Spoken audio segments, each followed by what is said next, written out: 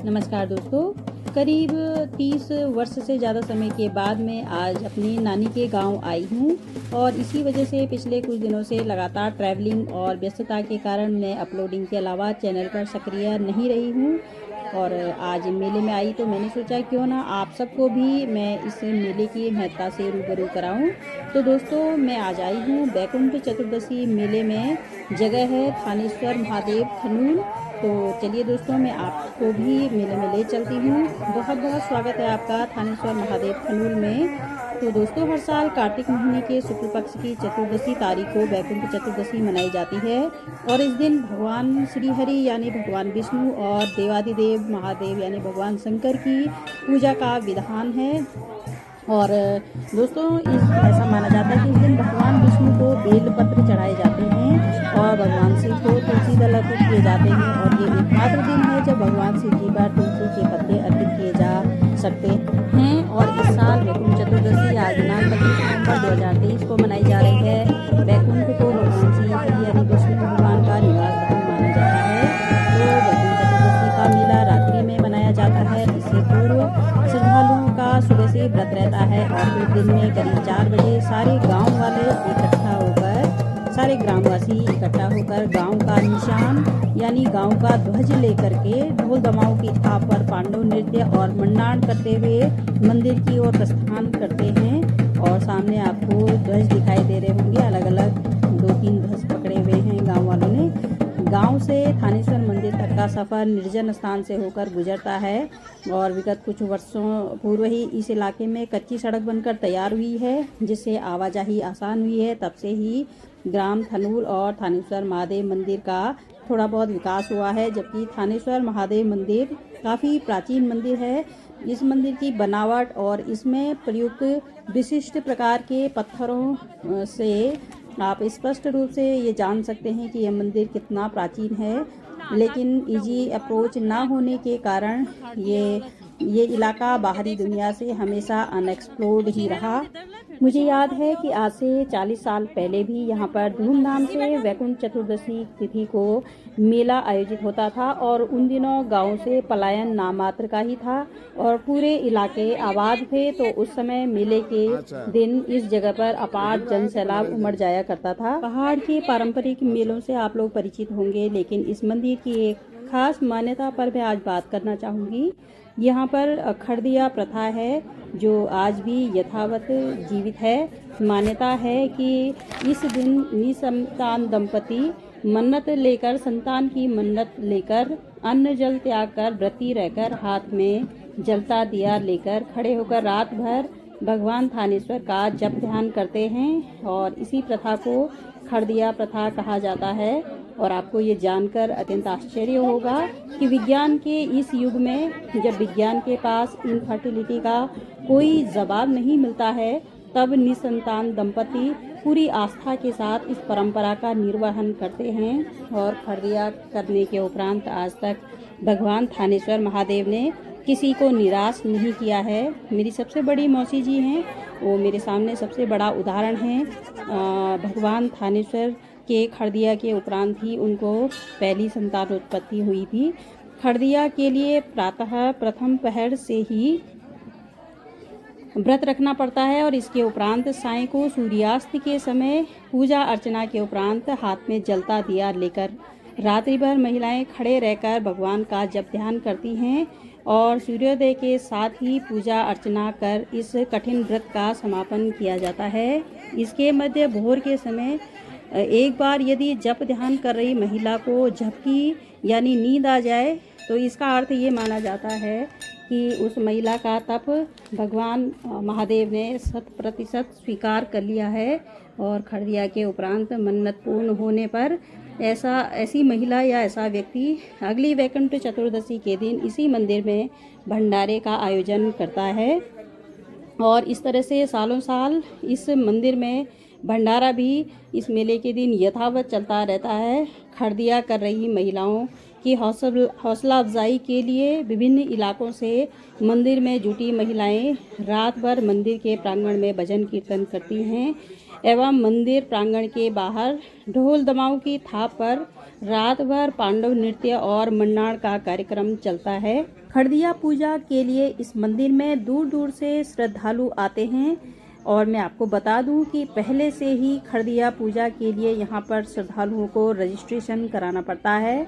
और बैकुंठ चतुर्दशी के दिन जिन दंपतियों ने रजिस्ट्रेशन कराया रहता है उनके लिए गोधूली बेला में मंदिर के पुजारी बाबा दीप प्रज्वलित कर इस अनुष्ठान का आरंभ करते हैं और प्रत्येक निसंतान दंपति से संकल्प और पूजा कराई जाती है। इसके साथ ही खड़दिया पूजा कर रही महिलाएं हाथ में जलता हुआ दीपक लेकर रात भर खड़ी रहकर भगवान भोलेनाथ की उपासना करती हैं। ये आप सामने देख रहे हैं, महिलाओं को रेडी कर दिया गया है पूजा अर्चना के लिए और सिंबॉलिक तौर पर उनके पेट पर ये फल और अनाज का कुछ वेट बांध दिया गया है।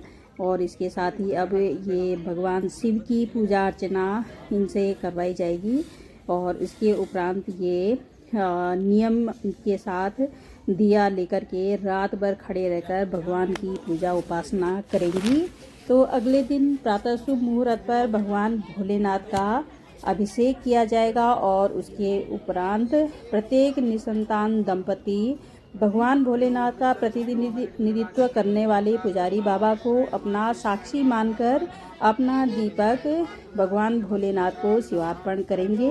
और इस बार खड़दिया पूजा के लिए यहाँ पर 5 दंपतियों ने अपना रजिस्ट्रेशन कराया है और ये पांचों महिलाएं इस समय आपको सामने दिखाई दे रही हैं और साथ में इनके परिजन भी खड़े हैं, इनके हस्बैंड भी खड़े हैं यहाँ पे और इनकी सास भी खड़ी हैं। तो और ईश्वर करे कि इनकी आस्था भगवान पर हमेशा बनी रहे। भगवान भोलेनाथ थानेश्वर महादेव इनकी मनोकामना को पूर्ण करें और ये जो कठिन तप करने जा रही हैं इसके लिए इनकी मनोकामना जल्द से जल्द पूर्ण हो और अगले साल इन्हें भी इसी मेले के दिन इसी मंदिर में भंडारे का आयोजन करने का सुखद अवसर मिले, ऐसी मेरी कामना है इनके लिए। दोस्तों, मैं भी अपने होशो आवास में ये प्रथा पहली बार देख रही हूँ और इसीलिए मैंने ये जो जितना सेगमेंट रिकॉर्ड किया है तो मैं इसे डिलीट या कम नहीं कर रही हूँ, ऐसे ही दिखा रही हूँ। और तब तक मैं बात कर लेती हूँ बैकुंठ चतुर्दशी के बारे में। तो बैकुंठ चतुर्दशी के बारे में अलग अलग मान्यताएं प्रचलित हैं।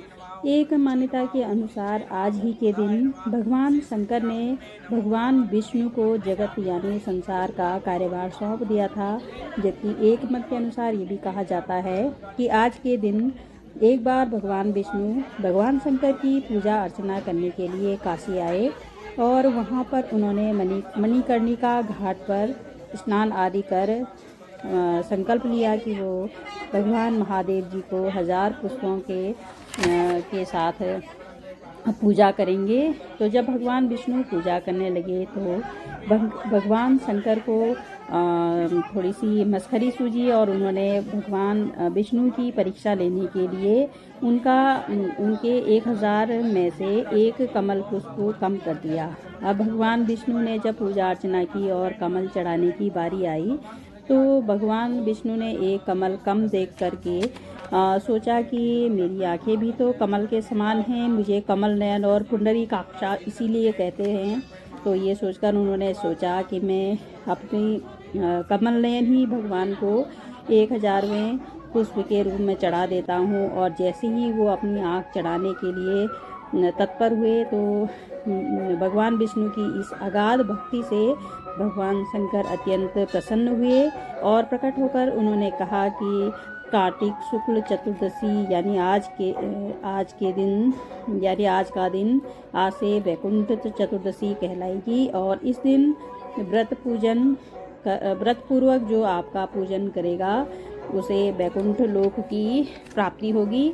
इसी दिन भगवान शिव ने भगवान विष्णु को प्रसन्न होकर सुदर्शन चक्र भी प्रदान किया था। एक अन्य कथा के अनुसार एक बार देवर्षि नारद बैकुंठ धाम पहुँचे और उन्होंने भगवान विष्णु से अनुरोध किया कि भगवान आपको तो कृपा निधान कहा जाता है और आप तो अपने प्रिय भक्तों को मोक्ष प्राप्त करके वैकुंठ धाम प्रदान करते हैं। लेकिन जिस तरह आप अपने प्रिय भक्तों को मोक्ष प्राप्ति कर वैकुंठ धाम प्रदान करते हैं, इसी तरीके से सामान्य भक्तों के लिए भी ऐसा कोई सरल मार्ग बताएं जिसका अनुसरण करके वे भी आपकी भक्ति कर मोक्ष की प्राप्ति कर सकें और वैकुंठ धाम को प्राप्त हो सकें। तो तब भगवान विष्णु ने कहा कि हे देवर्षि जी, जो भी नर नारी कार्तिक शुक्ल पक्ष की चतुर्दशी को व्रत पालन कर श्रद्धा भक्ति से मेरी पूजा अर्चना करेगा, उनके लिए वैकुंठ के द्वार साक्षात खुले रहेंगे। इसी के साथ उन्होंने जय विजय को आदेश दिया कि कार्तिक चतुर्दशी को स्वर्ग के द्वार खुला रखा जाए। इस दिन जो भी भक्त मेरा थोड़ा सा भी नाम लेकर पूजन करेगा वो वैकुंठ धाम को प्राप्त करेगा। और दोस्तों, मैंने ये जो वीडियो शूट किया है ये अलग अलग टाइमिंग पे मैंने वीडियो शूट किया है और आप देख सकते हैं सभी महिलाएं जो संतान प्राप्ति के लिए हरदिया पूजन कर रही हैं वो लगातार खड़ी हैं और भगवान का जप ध्यान कर रही हैं। उनके हाथों में जलता हुआ दीपक है और सिंबॉलिक तौर पे उनके पेट में कुछ मंदिर की तरफ से कुछ बांधा भी गया है। हालांकि इन सभी के हस्बैंड और इनके परिजन इनके आसपास मौजूद हैं और वे ये सुनिश्चित कर रहे हैं कि दिया अखंड रूप से जलता रहे। इसके लिए बीच बीच में दिए की बाती और उसमें घी की मात्रा भी चेक कर रहे हैं। मंदिर के महात्मा जी ने बताया कि नियमानुसार हरदिया पूजा पति पत्नी को ही करनी होती है। यदि किसी अपरिहार्य स्थिति में पति भी पत्नी महिला का दिया यानी पत्नी का दिया लेकर खड़े होने में सहायता देता है, यानी बीमारी, चक्कर आने, कमजोरी आदि के चलते यदि कुछ देर के लिए महिला को हटना पड़े तो ऐसी दशा में भी दिया जमीन पर नहीं रखा जाता है या जमीन पर बैठकर नहीं पकड़ा जाता है। ऐसी दशा में पति पत्नी का स्थान ले सकता है। लेकिन इन पहाड़ी नारियों में दृढ़ता और अधिक विश्वास कूट कूट कर भरा है और इन्होंने सफलतापूर्वक पूजा संपन्न की है। और हमारे कुछ मस्ती के पल जहाँ पर मेरे मामा जी, मेरी मामी जी, मम्मी, मौसी, भाई सभी लोग आपस में बातें कर रहे हैं। उसके बाद मैंने कहा यार अब तो मैं देखता हूँ कुछ ना कुछ तो बात है यार, कहाँ गया हूँ मैं। एक पेटी अच्छा करना शुरू कर दिया। तो मैंने जब एक पेटी उठाई मैंने यूँ करके वो भारी हो गई, जो गिलमेंट हो गया गिलमेंट हो गया। हाँ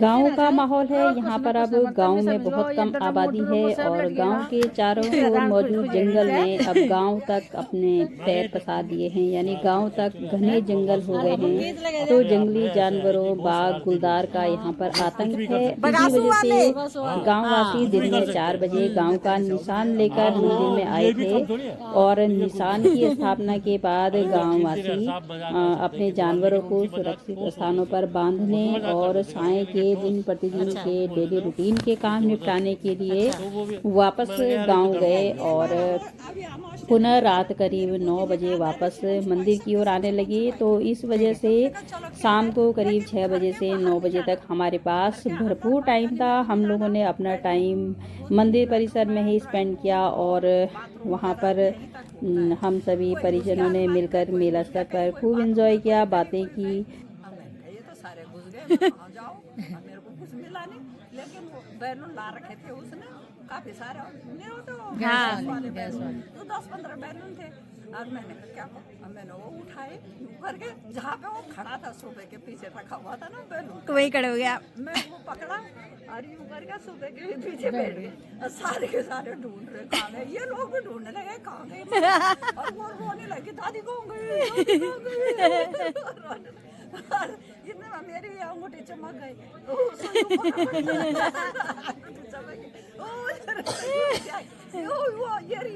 अंगूठी चमक गई। मेरा रूसी कहता मम्मी आप ढूंढते भी तो ऐसी जगह कभी क्या करते हैं, कभी वो इतने से कुछ वो गट्टी सी लेते, चलो बेड में इसको बेड के अंदर छुपाना है और इसको ढूंढना है। और दोस्तों ये जो खाना बांट रही महिला है, इनके परिवार की महिला को खरदिया पूजन के उपरांत मनोकामना पूर्ण हुई है। या सामने ये महिला बैठी हैं जिन्होंने लास्ट टाइम खरदिया पूजा की थी। तो मनोकामना पूर्ण होने के उपरांत ये परिवार इस बार भंडारे का आयोजन कर रहा है। और भंडारे में मिल रहा ये खाना सिर्फ खाना नहीं है, बल्कि ये भगवान का प्रसाद माना जाता है। और जो भी व्यक्ति आसपास मौजूद होता है वो ज़रूर इस भंडारे का हिस्सा बनता है और यहाँ आकर प्रसाद ग्रहण करता है।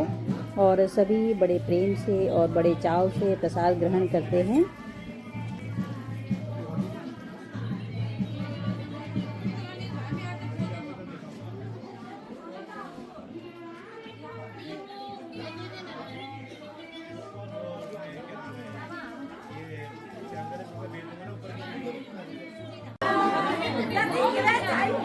कतिपय श्रद्धालु यहाँ पर अपनी हैसियत और अपनी आस्था के अनुरूप वस्तुएं वितरित करने के लिए भी लाते हैं। जिसमें ये महिला पार्लर का काम करती है। सिटी में यहाँ पर पार्लर से संबंधित वस्तुएं यहाँ पर श्रद्धालुओं को स्वेच्छा से बांट रही हैं। मैंने जब इनसे पूछा तो इन्होंने बताया कि ये अपनी कुछ बताएंगे इसके बारे में आप? दुकान है ना मेरी, मैंने कहा मैं बिंदी ले जाऊँ, है ना। गाँव के लोग सरल सिंपल होते हैं और इसकी झलक आप यहाँ पर देख सकते हैं। कुछ खास अरेंजमेंट नहीं है बैठने के लिए, बस श्रद्धालु आते जा रहे हैं और जगह वही है, लेकिन लाइन में हर बार चेहरे बदल रहे हैं, लोग आते जा रहे हैं और पूरी आस्था के साथ प्रसाद ग्रहण कर रहे हैं और बड़े प्यार से प्रसाद ग्रहण कर रहे हैं। और दोस्तों ये करीब 9:30 या 10 बजे का टाइम है और अब ग्रामवासी अपने घर के दैनिक रूटीन के काम निपटाकर वापस लौट गए हैं मंदिर में। और खरदिया पूजन करने वाली महिलाओं का हौसला बढ़ाने के लिए मंदिर में शुरू हो गए हैं भजन कीर्तन। और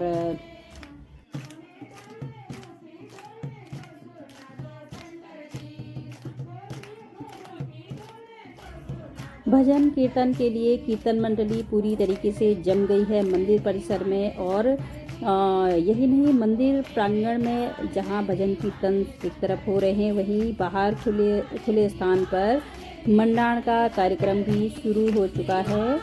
तो ये महिलाएं भजन कीर्तन में अपना योगदान दे रही हैं और इनके हाथ में दिए कितने यूनिफॉर्म लग रहे हैं, एक जैसे लग रहे हैं। और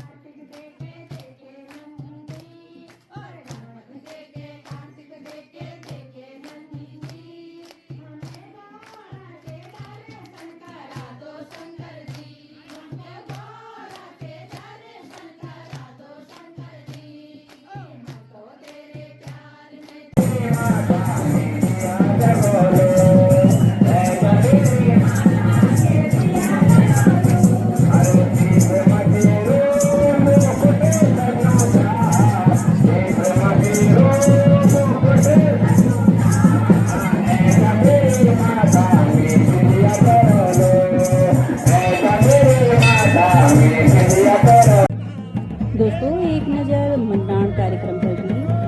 मंडाण में अलग अलग माइथोलॉजी माइथोलॉजिकल कथाओं का वाचन किया जाता है पोएम के फॉर्म में। और आप देख सकते हैं कि दोनों जो हमारे जगरी हैं, यानी जो दोनों हमारे कलाकार हैं जो मन्नार नचा रहे हैं, एक के पास ढोल है और एक के पास दमाऊ है जिसको बजा रहे हैं, और एक एक्स्ट्रा गायक कलाकार इनके साथ अवेलेबल है। और जितनी बार इन्होंने मन्नार नचाया है, हर बार इन्होंने एक नई स्टोरी वाचन की है। और हालांकि मुझे भी इतना समझ नहीं आ रही थी, लेकिन जो वो स्टोरी गाते हैं उसकी वजह से इतनी ऊर्जा का संचार होता है और इतना एनर्जी सब में बढ़ जाती है। स्टोरी के बाद जब वो बजाना शुरू करते हैं तो मुन्ना नाचने वाले जितने भी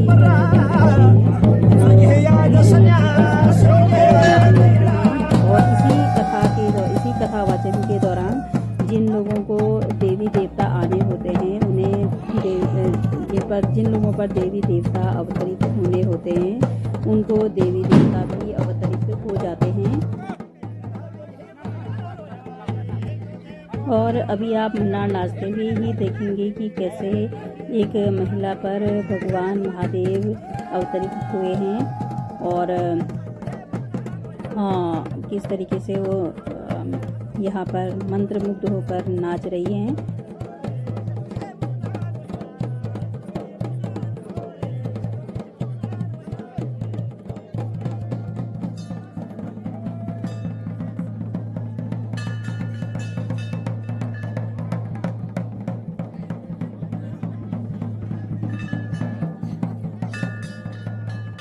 ये गांव का निशान यानी ध्वज लाते समय का वीडियो है जो मैंने लास्ट में ऐड कर दिया है, क्योंकि मैं दिखाना चाह रही थी यहाँ पर देव नर्तन का भी दृश्य। और ये निशान अंदर प्रवेश कर रहा है, तो मंदिर के अंदर प्रवेश करने का ये सर्वसिद्ध नियम है कि मंदिर के अंदर प्रवेश करते समय घंटा बजाया जाता है, जबकि मंदिर से बाहर आते समय घंटा नहीं बजाया जाता है। तो सभी लोग कोशिश कर रहे हैं कि अंदर प्रवेश करते समय मंदिर का घंटा बजा रहे हैं। और अब यहाँ पर शुरू होगा मन्नार का कार्यक्रम। और यदि आप ध्यान से सुनने की कोशिश करेंगे तो एक माइथोलॉजिकल स्टोरी का ही वाचन कर रहे हैं यहाँ पर दोनों जागरी। और ये महिला यहाँ पर इस समय इन पर भगवान महादेव अवतरित हो चुके हैं।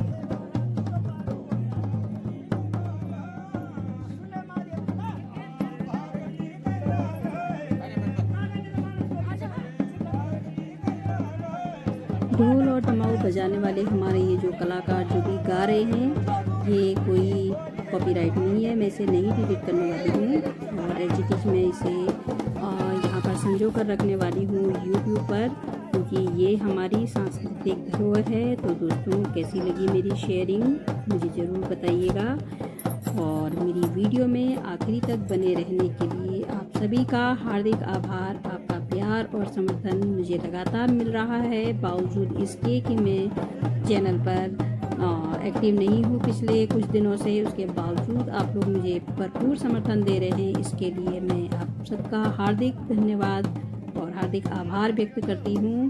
तो दोस्तों, मिलती हूँ अपनी अगली वीडियो में नए कंटेंट के साथ। तब तक के लिए